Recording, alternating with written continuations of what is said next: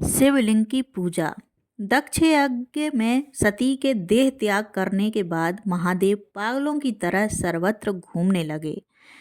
एक समय वह सन्यासी के वेश में दारुवन में प्रवेश कर गए।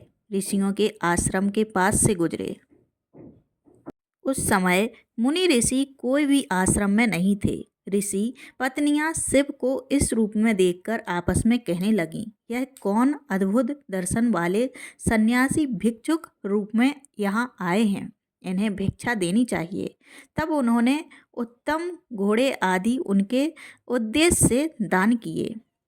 उनमें से कोई लज्जा त्याग कर पूछ बैठी, आप कौन हैं? भिक्षुक वेश में यहाँ कैसे आए?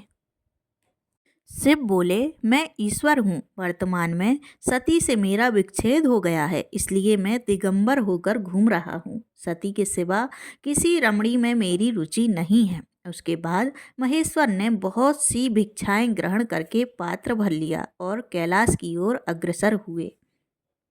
सभी ऋषि पत्नियां मोहवश उनके पीछे पीछे चलने लगीं। पति पुत्र और गृह कार्य का ध्यान भूल गईं। उधर मुनि ऋषि जब अपने अपने आश्रम में लौटे तो उन्होंने देखा उनकी पत्नियां आश्रम में नहीं हैं। चारों ओर खोज करने पर पता चला कि वे सब शिव के पीछे चली गई हैं। यह देखकर ऋषि अत्यंत क्रोधित हुए। उन्होंने शाप दिया, तुम देवाधिदेव महादेव होकर हमारी पत्नियों को हरण कर ले गए हो। ऋषि मुनियों ने उनको श्राप दे दिया। मुनियों के शाप देने से ही शिव का लिंग धरती पर गिर पड़ा। फिर वह लिंग बढ़ने लगा। थोड़े ही समय में उसने सप्त पाताल, समस्त पृथ्वी और अंतरिक्ष के सभी स्थानों को व्याप्त कर लिया। तब जगत का सब कुछ उसी लिंग में विलीन होने लगा।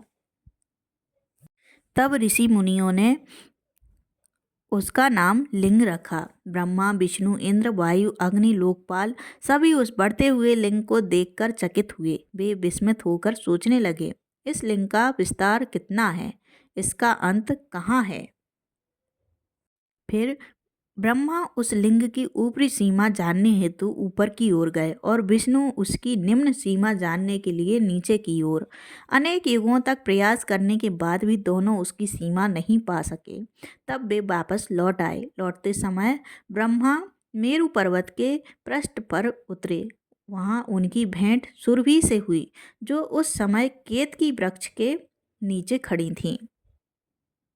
ब्रह्मा ने सुरभि से पूछा, हे सुरभि, शिव का लिंग त्रिभुवन को विस्तार कर रहा है, क्या तुमने देखा? उसकी ऊर्ध्व सीमा देखने में गया था, लेकिन बहुत खोज के बाद भी नहीं मिल सकी। अब देवताओं को मैं क्या उत्तर दूं? यदि मैं झूठ बोलूं तो वे विश्वास नहीं करेंगे। अतः तुमसे निवेदन है, यदि तुम मेरे लिए झूठी गवाही दोगी तो मेरी प्रतिष्ठा बनी रहेगी। ब्रह्मा की बात सुनकर सुरभि मान गई, साथ ही केतकी भी। ब्रह्मा प्रसन्न होकर देवताओं के पास लौटे और बोले, मैं लिंग का शिखर देखकर आया हूँ। वह अद्भुत, विशाल, निर्मल और अत्यंत सुंदर है। उस लिंग के अतिरिक्त और कुछ प्रतीत ही नहीं होता। ब्रह्मा जी की बात सुनकर देवता स्तब्ध रह गए। उधर नीचे से विष्णु लौट आए और बोले, अनेक लोकों में गया, अतल, वितल, सुतल, तलातल, महातल, रसातल, यहाँ तक कि पाताल भी, फिर भी वह स्थान शून्य सा लगा मुझे। लेकिन उस लिंग का मूल, मध्य या अंत कुछ भी नहीं मिला। अब मैं समझ गया हूँ कि महादेव ही लिंग रूप है। वही इस जगत को धारण करते हैं। उन्हीं की कृपा से देवता और ऋषियों की सृष्टि है। विष्णु के मुख से लिंग का ऐसा वर्णन सुनकर देवताओं ने उन्हीं के कथन को सत्य माना। तब विष्णु ने मुस्कुराते हुए ब्रह्मा से पूछा, हे ब्रह्मा, यदि आपने लिंग का शीर्ष देखा है तो क्या इसका कोई सच्चा साक्षी मिलेगा? विष्णु के प्रश्न पर ब्रह्मा ने जल्दबाजी में कहा, इसका साक्षी मेरे पास है, सुरभि और केतकी। देवताओं ने सच जानने के लिए सुरभि और केतकी को बुलाया।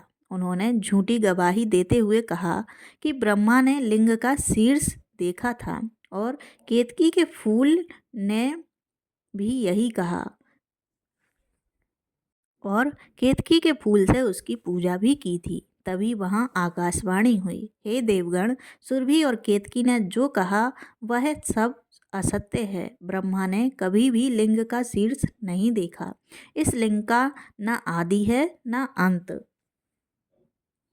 आकाशवाणी सुनकर देवताओं ने सुरभि को शाप दिया, हे सुरभि, तुमने जिस मुख से झूठ बोला वह मुख सदा अपवित्र रहेगा। और हे केतकी, तुम्हारा फूल सुगंधमय होते हुए भी आज से तुम्हारे द्वारा शिव की पूजा नहीं होगी।